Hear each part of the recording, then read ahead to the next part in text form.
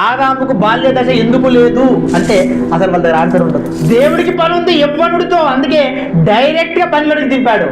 నువ్వు పనిలోనే ఉండాలి, నీకు ముసలి దశ లేదు, వృద్ధాప్య దశ లేదు, ఎప్పుడు నువ్వు యవ్వనుడివే, చెయ్యి పనిలో ఉండు అంతే అన్నాడు. పని సక్రమంగా చేశాడా? సక్రమంగా చేశాడు. పేర్లు పెట్టే పనిలో ఉన్నాడు. మరణం వారికి సంభవించినంత వరకు మరి ఎలా ఉన్నారు తెలుసా? యవ్వనంగా ఉన్నారు. దేవుని మాటను ఎప్పుడైతే తృణీకరించారో అప్పుడు మరణం ప్రాప్తించింది. మరణం ప్రాప్తించింది దేనివల్ల అంటే దశ మారడం వల్ల. అర్థమవుతుందా? ఒకవేళ ఆదాము పాపము చేయకపోయి ఉంటుంటే అసలు ఆయనకు వృద్ధాప్య దశ ఉండేదా?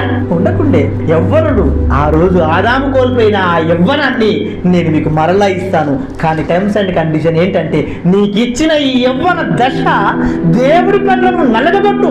నీకు ఇచ్చిన ఈ యవ్వన దశను దేవుడి పనిలో సక్రమంగా నువ్వు నలగగొట్టగలిగితే డెఫినెట్ గా నీకు ఒక దశ నేను ఇవ్వబోతున్నా. ఆ దశ ఏంటంటే యవ్వన దశ.